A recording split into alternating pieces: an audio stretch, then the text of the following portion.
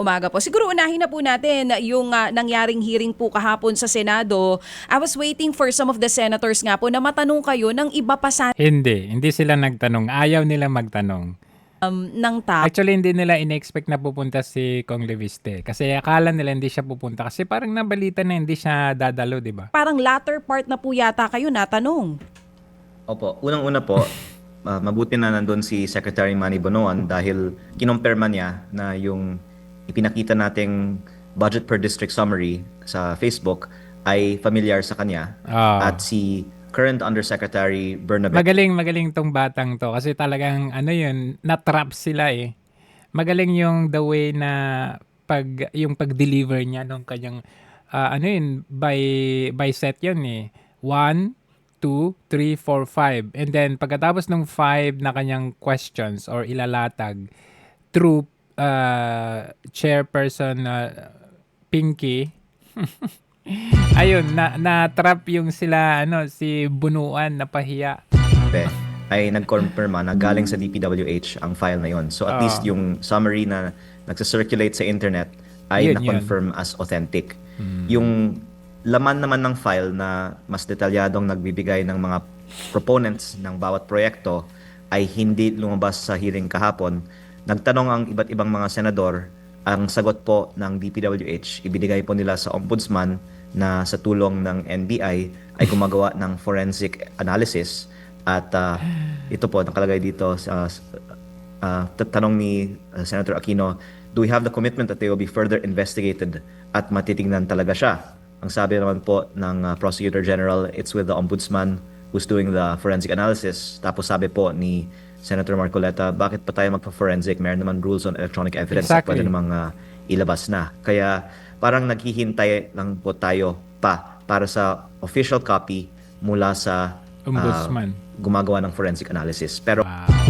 Iyan yung pangit dito. Iyan yung delikada dito kasi according sa kila Fadul sabi nila it's the ombudsman's call. So doon pa lang tapos na. Tapos na tayo. Alam na natin kasi imagine na September pa yon. Tapos iaasa mo na lang sa ombudsman. Kasi kung September pa yon, dapat at this point in time or even before September, October, November, December, dapat within that span of time, nilabas na mismo ng DPWH Secretary na si Vince Dizon. Ngayon, yung kopya mo, official copy mo, which is confidential, ibinigay mo sa ombudsman na hanggang ngayon wala pa atang balak buksan. Tapos call ng ombudsman. Ay, wow. wala naman po nagsabi na bawal ilabas yung unofficial copy. Kaya kung maaari po, baka pwede nang Yes. ilabas na rin yung unofficial copy. Yes, ilabas mo na! Oo. So paano po ba yung congressman kung iintindihin namin yung sinabi nyo? Pakiramdam ninyo meron sanang mga issue na na-bring up kahapon doon sa hearing pero parang iniwasan? Ganun po ba yun? Yes. Well, there's a process for Ewan ko kung medyo reserve ka magsalita kung Leviste kasi Lacson yan eh. Magkaibigan natin yung mama mo at saka si Lacson the eh. NBI to finish the forensic analysis of Yusek Cabral's computer. Kaya ang opisyal na sagot ay hintayan natin ang authentication na ginagawa ng Kailan pa? NBI. Wala man lang binigay na deadline. Pero sa pananaw ko, pwedeng talakayin ang laman ng files ayon sa hindi pa authenticated na kopya. Basta sabihin natin na hindi pa ito na-authenticate, pero hindi po doon sa hearing dahil yung hearing po ay official na venue. Pwede po siguro sa labas ng hearing talakayin ang unofficial copy. Iyon na nga nakapagtataka, no? Hearing yan, under oath yan, official yan dapat. Anything that has been shown or bring up there, yun na yun sana eh. Kasi under oath ka na eh. Ang tanong, bakit parang pinakahuli yung Cabral's file, tapos parang ang bilis nag-adjourn nitong si Ping Lacson. Kumbaga, wala man lang nagtanong sa kanya. Yun yung very big question dito eh. Something na noong una, ang sinabi ni Ping Lacson, di ba, yung kanyang opening privilege speech, parang sinabi niya na, ihuhuli natin yung Cabral's file. Mayroon siyang mga 5 inilatag doon. At ihuhuli last daw yung Cabral's file. Ngayon, binanggit niya doon sa Cabral's file na baka magkakaroon tayo ng executive session due to the confidentiality or what ek ni Ping Lacson. Bakit pinangunahan niya kaagad, di ba? So, although hindi nagkaroon ng executive session, mabilisan talaga na topic yung Cabral's File. Parang kumbaga hinuli nila yon, pero ang bilis. Paulit-ulit na sinasabi ni Kong Leviste na, pwede na kayo, anybody can ask me. Wala nagtanong. Nakita niyo yun? Hindi nyo Ng napansin dokumento. yun? Okay, so gusto nyo po sana, Congressman, kung sakaling may pagkakataon, sana sana po yung laman mismo ng Cabral Files ang natalakay Mailabas. kahapon na hindi nga po Yes. nangyari dahil kailangan pa nga daw po itong i-authenticate. Tama po ba? Wow! Opo. Parang yung ano yan, kay Gutesa yung notaryo niya, affidavit niya na notaryo. Kailangan ba, sabi nila, kailangan notaryo. Tapos nung may notaryo na, sasabihin na, peke yung notaryo. Ang galing talaga. Ang galing nyo talaga, Lacson. At personally, nanginayang ako dahil nandun na si Secretary Manny Bonoan at ang DPWH, pero ang itinuro po ay nasa ombudsman at ginagawa daw ng forensic ng NBI. Ang galing, no? Ang galing yung diversion nila. Andun na yung DPWH. Pagkakataon na yon. Andun yung USEC ng DPWH. Pagkakataon na yon. Pero ang galing kung paano dinivert ni Lacson. Andun na yung tatanungin mo na lang eh. Tapos dinivert na. Hindi kasi kailangan i-authenticate na sa ombudsman. Kaya hindi natin pa pwedeng i-authenticate. Okay, Pero Bravo. that answers the question po, Congressman, dun sa tanong ko kanina na parang pakiramdam nyo, yung laman mismo ng files ang iniiwasan na matalakay kahapon. well, I'm not sure to Straightforward answer mo na, Kong Leviste. Napakalinaw eh. say iniiwasan. I'm just saying the fact na may explanation na ina-authenticate pa daw pa. Hindi. Porque ba medyo malapit si Lacson sa mama mo, hindi, sabihin mo diretso. Talagang punahin mo. Tignan natin kung hanggang saan yung kapikunan nitong si Pinky, no? Kasi sinawatan niya si Amy Marcos nung siya ay inano ni Amy Marcos. Tignan natin kung sasawatain ka din niya. Dapat ganun. Sabihin mo na. Kasi ng NBI.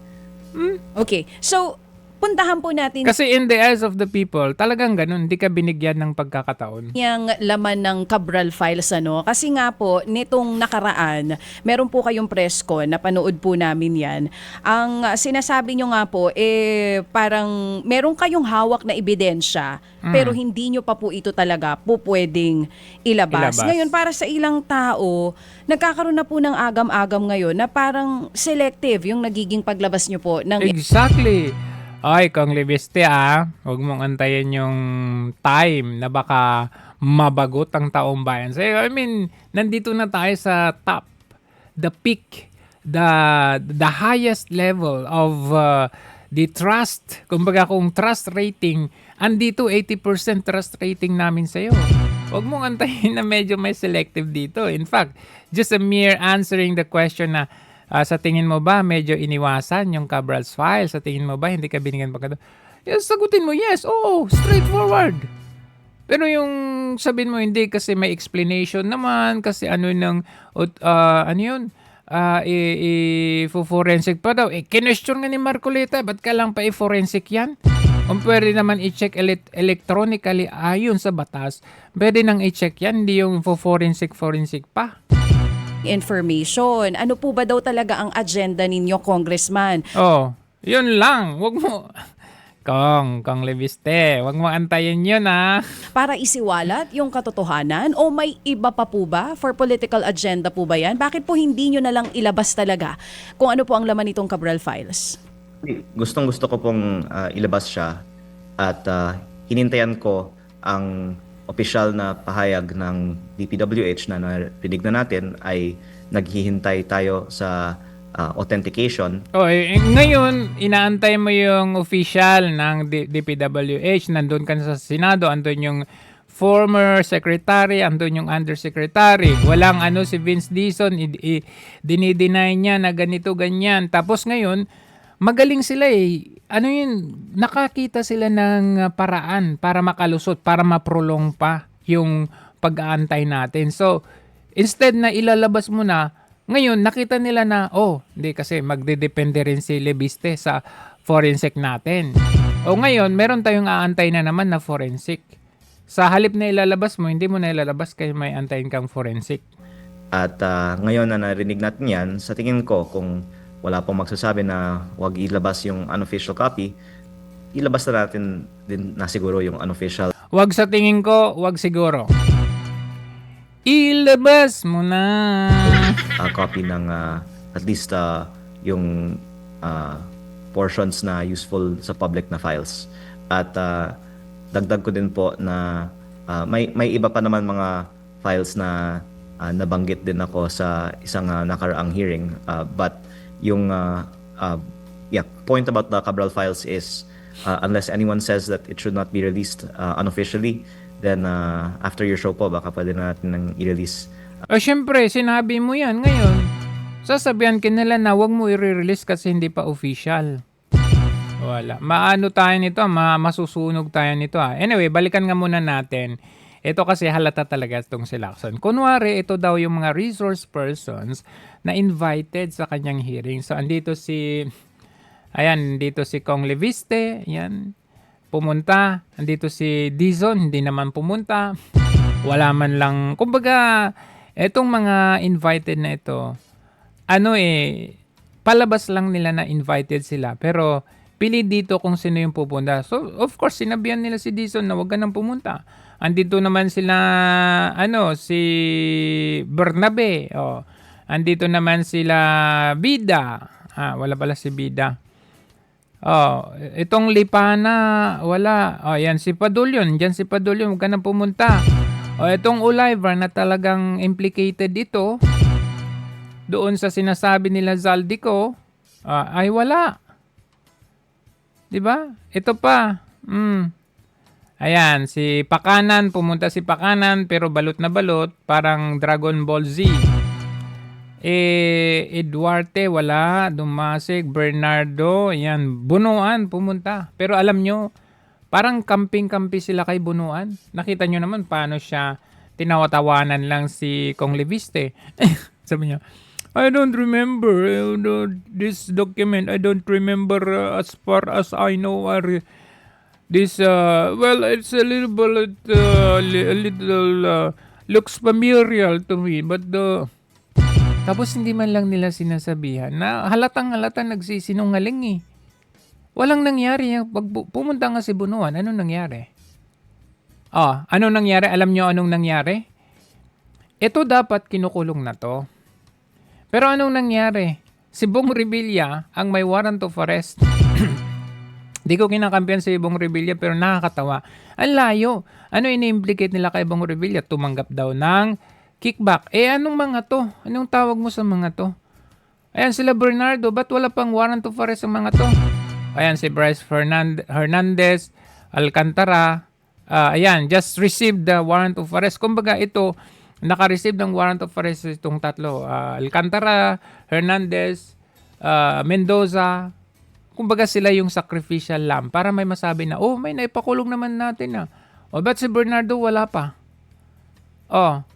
Zaldico na wala sa bansa, meron na warrant of arrest. Ito Maynard Ngu. Ito talagang nung kampanya may ibinigay ito kay Marcos Jr. Diba halatang-halatado?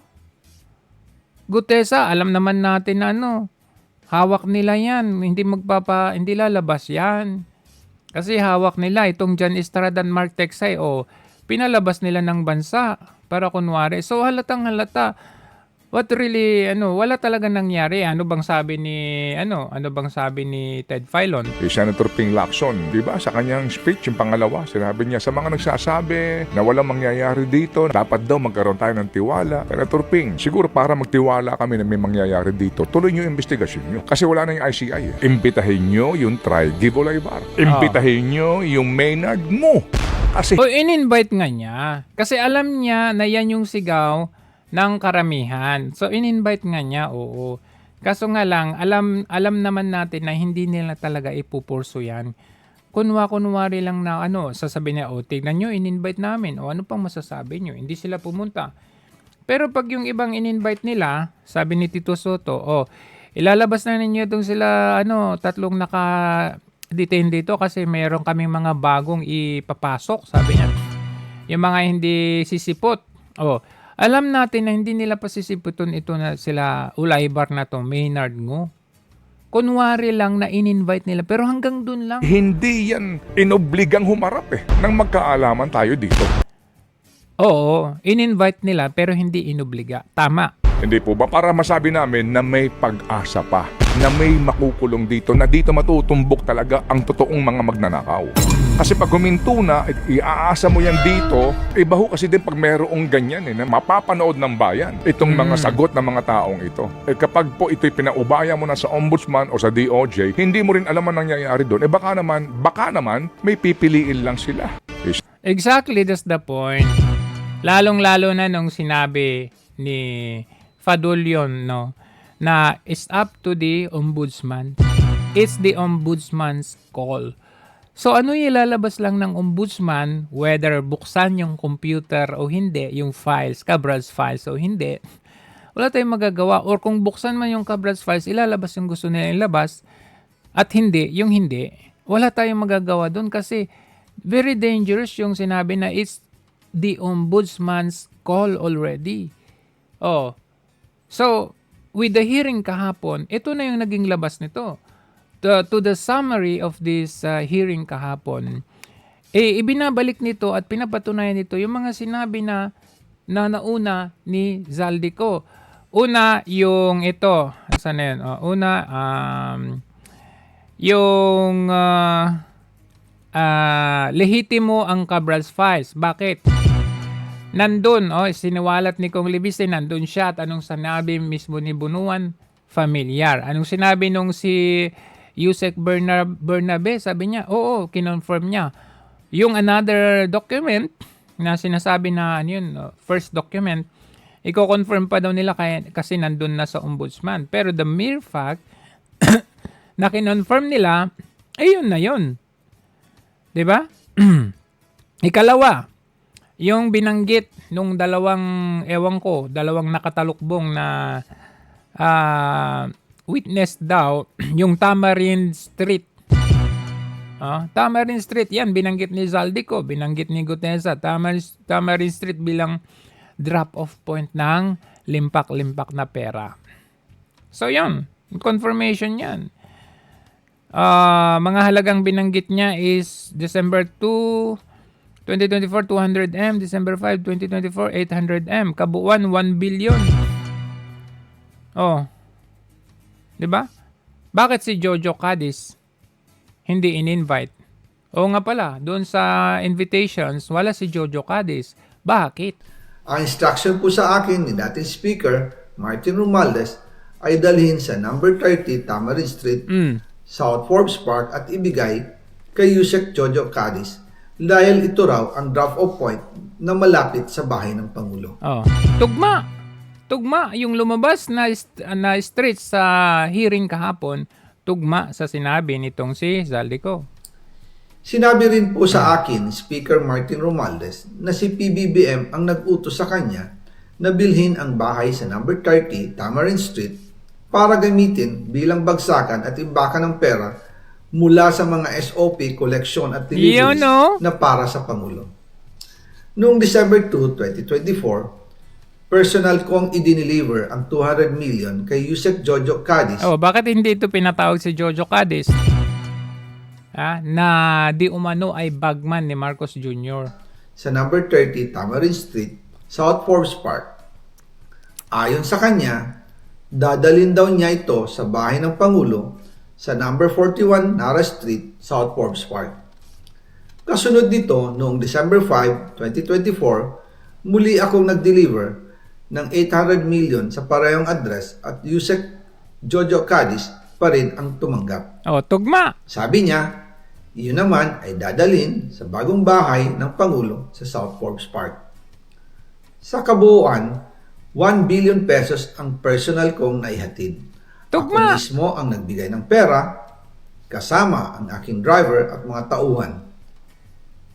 At lahat ito ay base sa direktang utos ni Speaker Martin Romualdez. Oh, tugmang-tugma sa lumabas sa hearing kahapon. Oh, ang problema dito, syempre, yung nakakabahala na sinabi na nasa ombudsman na yung ano. Paano pag yung ombudsman malapit sa Pangulo? Andiyan naman si ombudsman. Pero, nanahimik. Parang medyo tumahimik si ombudsman. Ang problema nga kay ombudsman, masyado siyang close sa Malacanang. So paano na yan? Talaga yung hindi papatawag si Jojo Cadiz niyan. And he's At hindi rin bubuksan yung Cabral files.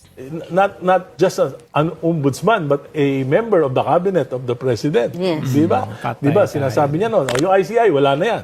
Samantalang yung ICI yan ay creation of an executive order of the president. Pero parang sinasabi niya, wala na yung ICI. Tapos na yung trabaho niya. Dapat Nauna wala pa siyang pakialam Dapat wala siyang pakialam. Ombudsman siya. Nakapalitan na Di- talaga yan. Gawin na natin ICU. Hindi, saka alam mo ang problema pa ang isa. Ang isa pang problema, dapat talaga yung ombudsman non-partisan. Ang problema, hindi pwedeng mangyari yan dahil nag-announce na si SILG na may possibility na tumakbo siyang Yung presidente. kapatid, si John Dick. Conflict of interest. So pag may kalaban siya, tapos Patay tayo kinasuhan dyan. ni ombudsman, meron ng suspecha. Pero what can... So nakita ninyo yung hearing kahapon? Ito yung hearing kahapon. Nakita ninyo nung sinabi na it's up to the ombudsman. Agree din si Ping Lacson, si Pinky. Sabi niya, antayin natin, okay. Biruin mo, lahat na lang, nung DOJ si Remulla, lahat nakadepende sa kanya yung justice. Ngayong ombudsman, nag-divert na from justice, from DOJ, ngayon ombudsman na. Lahat na nasa ombudsman. Sa ombudsman na iikot. Dati umiikot sa DOJ. Ngayon umiikot na sa ombudsman. Ganong kalakas yung power na binigay nila kay Remulla. Biruin ninyo, andyan na yung ebidensya. Lagi nilang banggit na our investigation, the evidence, we will follow where the evidence will lead us. Binanggit ni Lacson yan. Nasa word, nasa mouth niya yan. Nasa opening speech niya yan. Yung linya na yan, linya nila Remulla yan. Kung magkakatugma at papare-parehas yung kanilang linya, alam mo na. Parehas sila ng mga linyada Kung parehas ang linyada, we can therefore conclude, nag-usap-usap sila. Biruin ninyo, andyan na yung ebidensya. Ang pa-authenticate lang mula sa DPWH, nandyan na si Bunuan, nandyan na yung si Bernabe. Magkakatabi yan sila dyan. Yan Padulyon. Ayan, si Bida. Dyan, makakatabi sila dyan. It's only a matter of confirming na tama yung hawak ni Leviste. Pero ang rason nila, magmula nung September hanggang ngayon, hindi nila binubuksan kasi ombudsman's call. So if you say ombudsman's call, nasa ombudsman na yun kung ilalabas niya o hindi. At kung ilalabas niya yung selective lang yung gusto niya. Very dangerous yun. Saan yung sinasabi nila, we will follow where the evidence will lead us. Wala na. Kasi hawak ng ombudsman. At biruin ninyo, chairman ng Blue Ribbon Committee, agree. Okay sa kanya. Okay na okay. So ang tanong, since ang bilis nyong tinapos yung hearing after yung Cabral's file, very, very short time na discussion dun sa Cabral's files. Bigla mo sinabi na, thank you for coming, we will suspend. Wala ka man lang sinabi kung kailan yung susunod. That means, hanging tayo. Open-ended tayo. Diba? Sino yung naghari-hari dito? Ayan, yung mga yan. Ano nangyari kay Kong Leviste? Wala. Konti. As in, konting-konti lang. Kumbaga, is all show, palabas lang, just to please the people. Kasi sabi niya, asan na yung hearing? Ayun, meron tayong hearing. In fact, iimbitahan natin sila. Doon nga sa invitation, wala si Jojo Cadiz, wala din si Speaker Martin Romualdez, wala din si Sandro Marcos. O anong sabi ni Attorney Rowena Guanzon? Nasaan na si Martin Luther King Romualdez? Kung talagang seryoso si Senator Ping dyan, na yung reputasyon niya as an independent senator, ngayon kasi yung reputasyon na si Lipe, wala na eh. Ang mga tao nagsasabi si Senator Ping ay pro-BBM na eh. Oh, Pero kung gusto niya, talagang mapatunayan na ang Senate Blue Ribbon Committee ay it has balls. Dapat tawagin niya rin si Martin Romualdez at si Sandro. Kaya nga. Para matanong naman siya ng mga senador na hindi kakampi ni BBM. Kasi yung ICI, tingnan nyo nangyari. Matagal ko na sinabi, inutil yan. Kasi lahat naman ng gawa ni Bongbong Marcos, hindi niya yan gagawin kung wala siyang instruction na isalba. Na huwag idama yung anak niya at saka yung pinsan niya. So, ano nangyari? Nagsiresign na yung lahat ng mga ICI dyan. no, magre-resign sila kasi wala na silang may tuturo. Naglalaro lang sila. In fact, if you see this Bonoan, nung tinanong siya about kay Yusek Cabral, you don't see na ito, naging katrabaho niya si Yusek Cabral. Pero ito yung sagot niya. But how do you feel about po dun sa nangyari po kay Yusek Katikap? Wala, sorry. Namatay. Diba? Ang dami mong pwedeng ma-pick up dyan. Wala, I'm sorry, namatay. O, wala akong pakialam, namatay. Or, wala, I'm sorry, wala, namatay. Kumbaga, alam niya na hindi totoong namatay. This is not the normal reaction of a person na nawalan. Hindi mo pwedeng sabihin na wala kayong pinagsamaan. Siyempre may pinagsamaan kayo. 'Di ba sinayawan mo pa siya or kinantahan mo pa siya, 'di ba? Merong nag-video na ganun. Hindi mo pwedeng sabihin na wala, namatay, parang wala lang. Hindi ka affected. So it's either that wala kang pakialam or alam mong buhay pa. Kasi lahat kayong bukang bibig nyo, yung yumao, yung namatay, yung patay, hindi man lang natin nakita. Yung burol, libing, yung katawan, hindi natin nakita. Pero ang linyada ninyo, wala, namatay. Ganun ba yung reaction ng isang... may katrabaho kang namatay, tas ganun ang reaction mo? I don't really think so. Kaya nga itong, di ba, sanabi nila... Kasi may kinakasang impeachment kay BBM. Ang sabi, ang issue nila, di ba ang issue nila kay VP Sara is yung confidential funds, Mary Grace Piatos. Mismo si Erice ang nagsasabi na kailangan, hindi siya, anong tawag nito, hindi ka obliged na magsabi or hindi requirements na sabihin ang totoong pangalan ng taong nagbigay ng impormasyon sa'yo kasi malalagay sa alanganin yun. Magsalita ka lang laban kay Vice President Sara noon sa mga Duterte, meron mabibigyan ka na ng incentive. Kaya po, yan yung mali. Mali yung paraan. Ngayon po, ako personally, yung sa intelligence funds, tatagal ko sa gobyerno, alam ko po, yung mayor, governor, mga intelligence agencies, police, maski si presidente, pagka po intelligence fund, hindi requirement na ilagay mo yung tunay na pangalan ng mga recipients. Magsalita ka lang. Tama. Kaya may Mary Grace Piatos tayo. Pwede kang umimbento ng pangalan just to protect the person who gave you the information. Kaya nga naman, ito nga, merong ikinasang impeachment laban kay BBM. Sa unang dinig, sabihin, uy, sa wakas, may kinakasang impeachment. Pero, if you try to realize, ito ay kasama sa plano nilang impeachment kay VP Sara. Kasi gusto nilang free ng 1 year or free from liability si Marcos Jr. for a year. For a year, at least a year. Para makapag-concentrate sila sa impeachment kay VP Sara. Ngayon, nakita ninyo, kulang-kulang yung mga documents dyan sa ipapasa nila na impeachment complaint laban kay Marcos Jr. Kulang-kulang So, hindi talaga magmamaterialize. Hindi nga aabot yan sa, siguro sabihin natin aabot sa Secretary General nila. Pwedeng ganon. O ipapasa nila. Tapos, biglang sasabihin na hindi ito hindi siya deemed na authenticated or hindi siya deemed na mag-advance as impeachment. Papasok nila dito yung 1-year bar rule.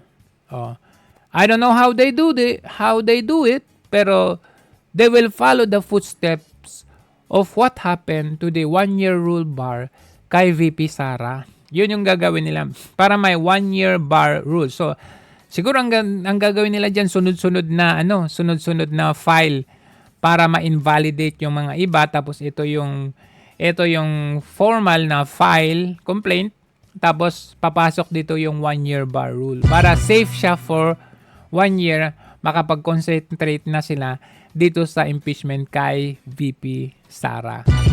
So nakita ko naman as we go backward to yung mga nag-file, sila din yung bumoto na impeach si VP Sara. So doon mo makikita, papasok dito na meron talaga silang intentions dito with evil intentions na to focus on the impeachment of VP Sara. Kaya nila ginaganyan yan. So all of this, sama-sama nila yung Blue Ribbon Committee hearing, yung impeachment. Ito yung mga calculated na mga galaw nila para mapabagsak na. Kasi it's just a year away yung 2028. Kasi 2027 October, filing of candidacy na. Magkakaalaman na sino yung mga tatakbo niyan. Kaya they are very in a hurry. They are in a hurry to do things right now, starting this 2026. Para next year, 2027, ready na, naka-full blast na sila. Yun yung plano nila. Kaya yung si Ping Lacson, yung hearing na yan, maniwala kayo dyan.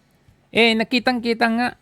Parang ang alaga niya yung mga pumunta dyan except kay Kong Leviste. Kung wala nga si Senator Marcoleta dyan, mai-imply ba niya yung ginagawa nila Fadulion? Like yung gawing state witness, itong si Curly Discaya, kailangan daw mag-restitute. Kaya sabi, tapos di-deny ni Fadulion na hindi namin nire-require yun. Nung ginawa nyo kay Henry Alcantara, di ba pinabalik kayong 100 million ba yun? Tapos ngayon di-deny siya. So kung wala yung kagaya ni Senator Marcoleta kahapon, wala talaga, sobrang halata. And in fact, kahit nandyan si Senator Marcoleta, nakita ninyo kung paano paano mag-divert si Lacson doon sa issue. Like, tinanong, itong file na hawak ko, kasi binuking ni Kong Leviste si Lacson, sabi niya, itong Cabral files na hawak ko, may file din si Lacson, sabi niya ganun. Walang magawa si Lacson kundi aminin. Sabi ni Lacson, may hawak ako pero yung portion lang ang naibigay sa akin, bla bla bla. Tapos nakita ninyo kung paano niya ibahin yung paano niya walain yung topic na yon by asking another resource person para ma-divert yung attention doon sa resource person. When in fact, ang pinag-uusapan dito yung affirmation na meron din siyang kopya. Tapos biglang niyang iniba yung usapan. So alam na namin yung ginagawa mo, Lacson. Alam na namin kung saan ka ngayon at kung magkaano ang bayad.